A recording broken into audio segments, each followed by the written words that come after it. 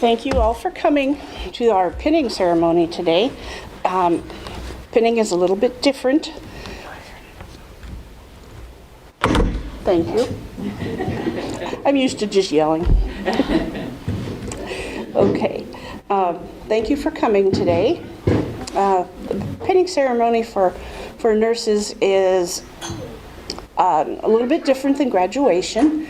It has to do with carrying on a tradition of excellence, which we'll talk about a little bit later when we use the candles and do the nursing pledge. But first, we're going to have Teresa Webster say a few words. She is the Dean of Students on the Milford campus.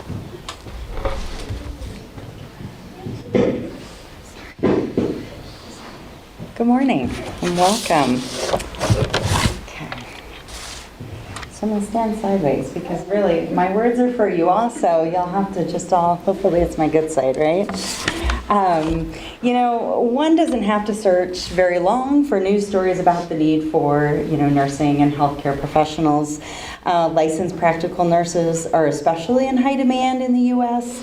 I did find like a 2021 article that stated, an aging and growing population along with expansions in healthcare coverage has created an increased demand for healthcare workers in multiple clinical settings across the U.S. And maintaining a sufficient and active supply of LPNs will be critical to address the anticipated future demands for the U.S. healthcare workforce.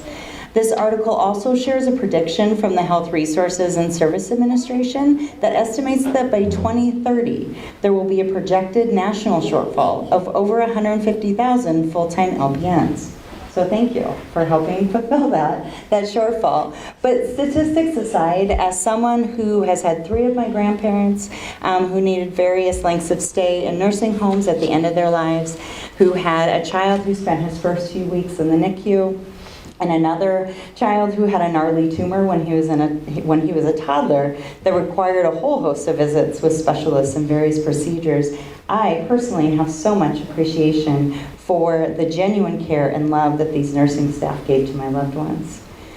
The safety and care they provided to my grandma Anderson, who had a very long battle with Alzheimer's. The patience they provided my grandpa, who was so stubborn and difficult as he just wanted to go back to his farm and did not want to be in a nursing home, which he needed to recover from a procedure. He literally would sneak out of the nursing home. He was stubborn. The respect and sense of belonging they gave to my grandma, Whitty, who needed to leave her home after 70 years because at 95, she just wasn't that steady on her feet anymore. The calm and confidence they provided to me, a first-time mom with a sick infant, and the humor and joy they provided to a scared toddler who had to get more shots and IVs than I can count, and who now as a teen has zero fear or intimidation of needles or hospitals. You will all make so much of a difference in the lives of those that you will serve. You will provide comfort and compassion and joy and calm. You will hold on to the fears and apprehension of the patients and families so that they can focus on healing. What you do matters so very much. So on behalf of the entire U.S., really, and thank you so much for choosing this very important profession. Thank you for choosing to dedicate your professional lives to healing.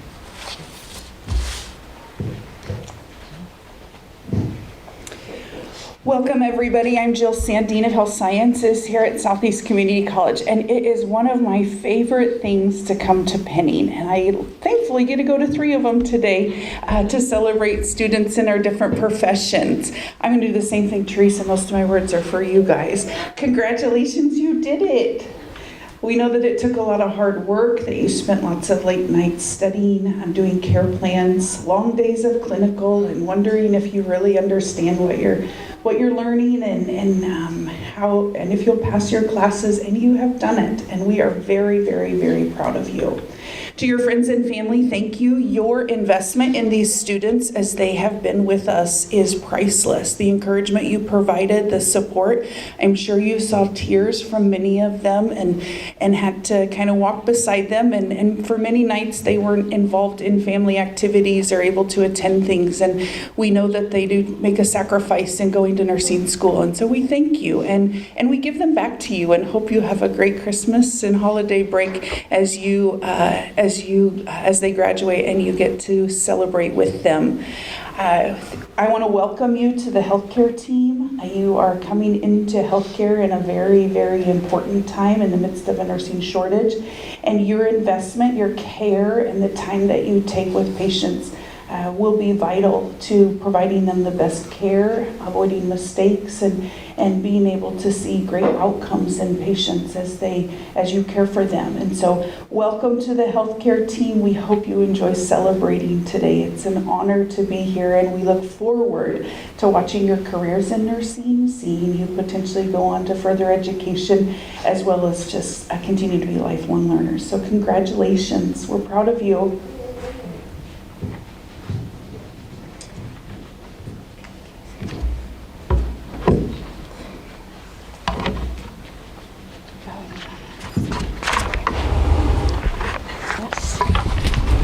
Guys can.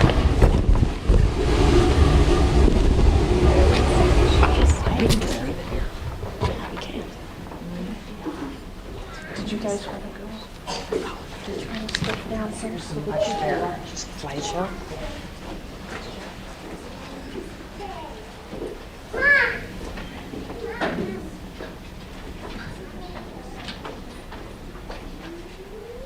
Hello, my name is Casey, and I made a short PowerPoint to share a little bit about each of these amazing women and who were called to the field of nursing and what we accomplished during our time in the last year in the practical nursing program.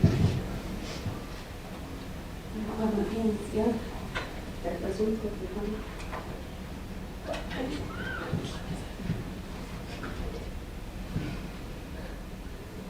All right, here's J.C. Blecka. Her husband's name is Dustin, and they have a 4-year-old son named Bo. She lives outside of Seward, and she works at Ridgewood Rehab and Care Center in Seward. She plans to continue her education later to get her RN license and eventually work in the ER. McKenna Herringer is actually our farthest commuter. She lives in Hastings, Nebraska. That curly-haired boy's name is Easton, her son, and she works at Integrated Pediatrics in Hastings. She aspires to one day work in labor and delivery. All right, this is me. I'm from Bradshaw, Nebraska. You can see I have quite the crew there. I have 7 kids: Emma, Ella, Theo, Marshall, Charlotte, Paisley, and Claire. My significant other is Lucas. I've worked at the Hearthstone in York for 10 years and plan to continue there after I graduate.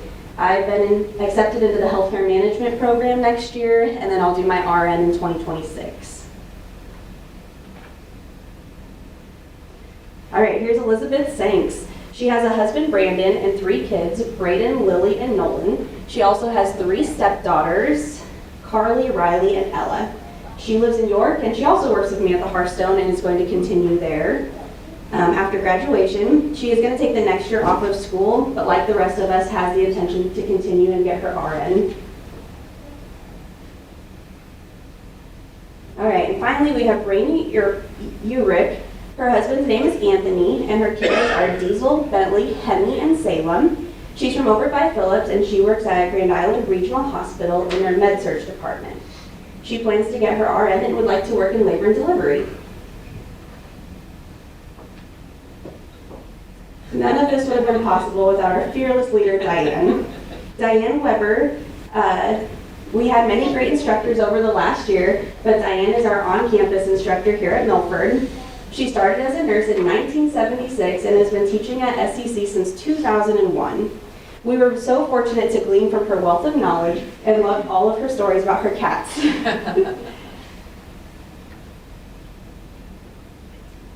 So in our first semester, we did our clinicals at Ridgewood Rehabilitation and Care Center in Seward, where we focused on head-to-toe assessments, medication administration, and our phlebotomy skills. In our second semester, we completed our clinicals at York General Hospital. We rotated through various departments, including med-surg, dialysis, ER, labor and delivery, and the specialty clinic, surgery, and home health. We were able to work with many experienced doctors and nurses and witness their daily routines.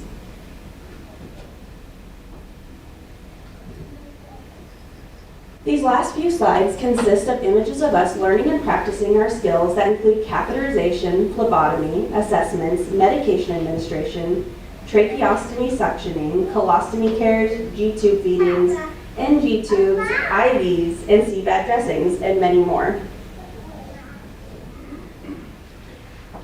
We covered so many topics that some days it felt like my head was going to explode from all the information they were trying to download into us.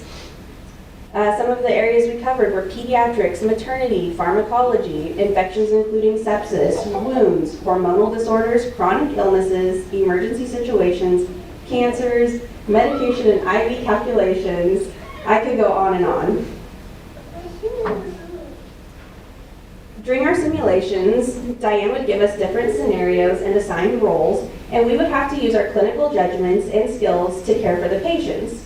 The three bottom images are from a blood pressure clinic we ran on campus here over the lunch hour. The middle picture is actually humorous that there was an EMT student that actually offered to take JC's blood pressure for practice.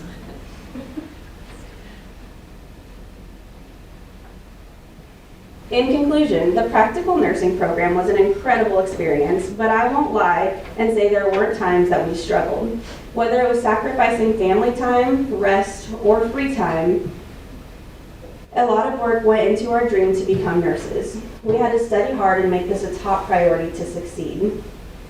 But thanks to our perseverance, dedication, and teamwork, we can stand here proudly before our loved ones today and say that it was worth it. Thank you all for supporting us and celebrating with us today. Congratulations, ladies and gentlemen.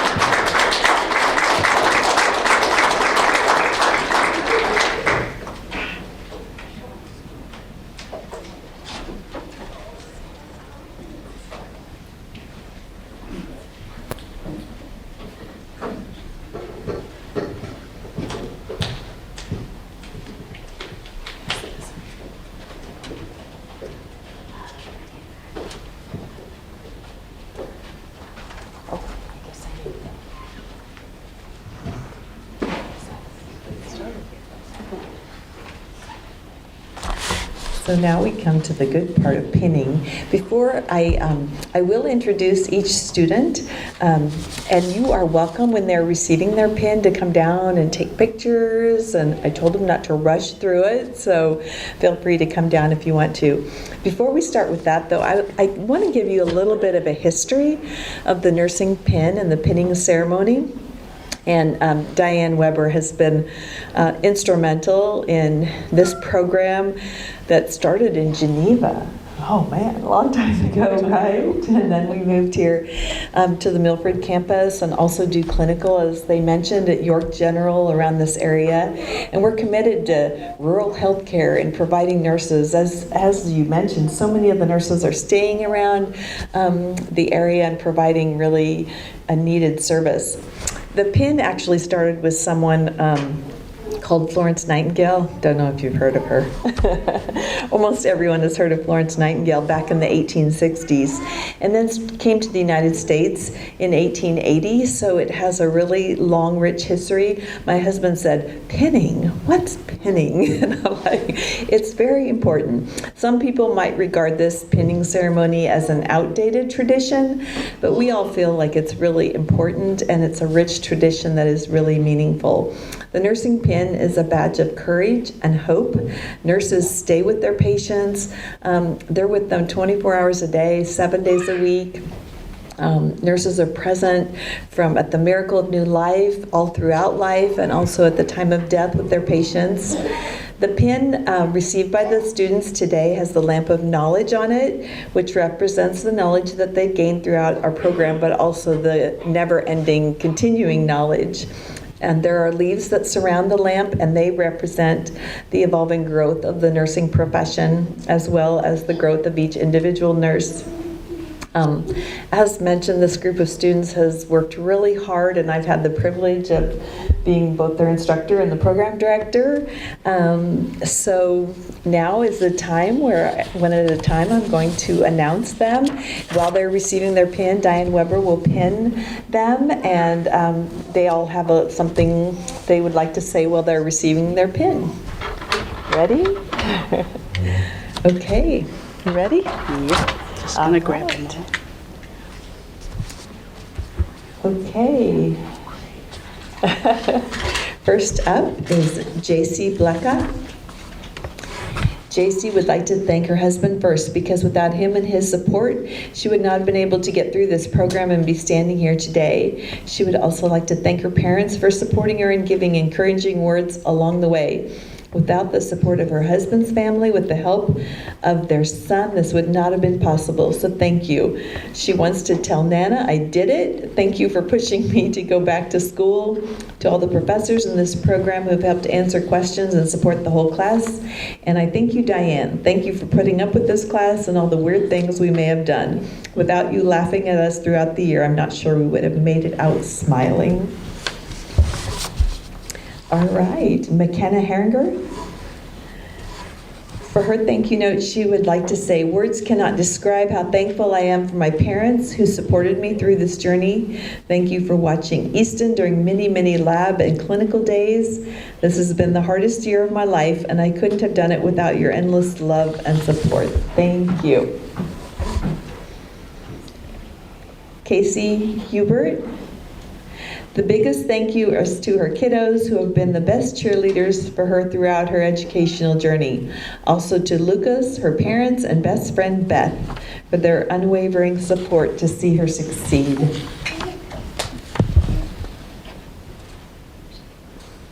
Elizabeth Sanks.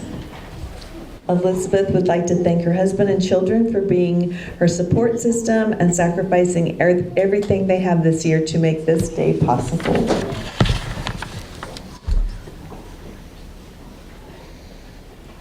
Wait a second. Somebody's gone down. Wait. Picture? No. Rainey Urich. Rainey would like to thank her husband for carrying the weight of the world on his shoulders so she could finally accomplish her dreams of becoming a nurse. She also wants to thank her family for helping with her children so that she could finish the last semester. Last but not least, my instructors for putting up with me, my 101 questions, and overwhelming anxiety.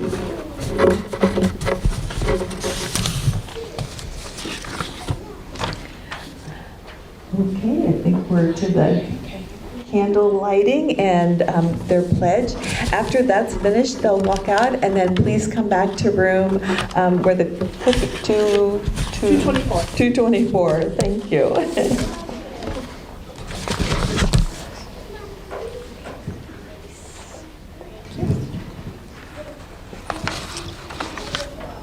Okay, well, we're almost done. Did I say a half hour? Where are we? Good, Diane. Okay, again, welcome to our pinning ceremony. And just a few facts about what the students have learned. It was 330 days ago that they began this program, so not even a year, about 11 months. And that doesn't include the time it took to get their prerequisites done, but actually being in nursing school. In less than a year, you have you have accomplished great things, some of which include learning a new language, and the students will know what this means. You've gone from speaking civilian to being able to understand and speak in healthcare jargon with all its abbreviations and acronyms. So if they mention something to you that's not a word, well, it is to them. Learning how to assess patients and determine priority problems. Try not to annoy your friends and family by doing this out in public. My husband reminds me of that quite often. Being able to use clinical judgment, there's that term again, to determine how to best care for patients. Losing your fear of needles, pretty much. Learning how what we eat, drink, inhale, and come in contact with affects how our bodies function, and how to educate your patients about healthy lifestyles and how to care for themselves when they aren't so healthy. You are members of an elite club that comes with privileges as well as responsibilities. Keep those things in mind as you venture out into your new role. On the program it says candle lighting, and just a little bit more about why we use candles. Chris mentioned to you that Florence Nightingale, she's called the Lady of the Lamp. She was kind of the a trailblazer for proper hygiene and medical care, and for elevating nursing to an honorable profession. One quote from Florence that sums up the profession, and I see that it was also copied onto the slideshow. Nursing is an art, and if it is to be made an art, it requires as exclusive a devotion, as hard a preparation as any painter's or sculptor's work. So congratulations to you. And before we go into the pledge and the candle lighting, I want to make sure that I thank all the people here on the Milford campus that have helped to make this possible. Misty, who coordinated everything, Mike, who is our IT specialist, Luke, who is recording this, Bronson, who printed the programs, Arlene and the custodial staff, I don't see any of them here, the speakers here today, and Casey for taking on the IT part of this program. So now we will dim the lights a little bit. You can turn on your candles. Hopefully I can see. You're Diane. It's like if I stand out. Yeah, stand up.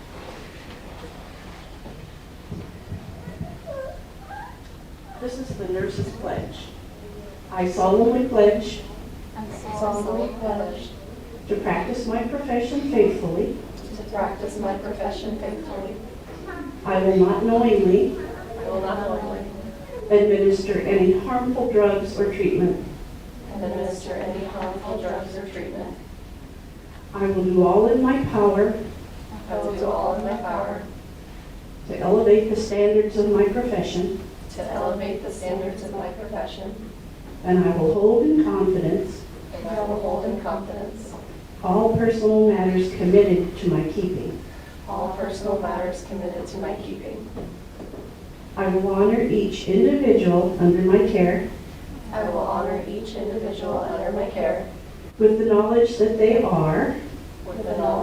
are body, mind, and spirit beings. I will be an advocate and a healer. I will work to promote wellness in individuals, families, and communities. I commit myself to evidence-based practice and the ongoing pursuit of knowledge.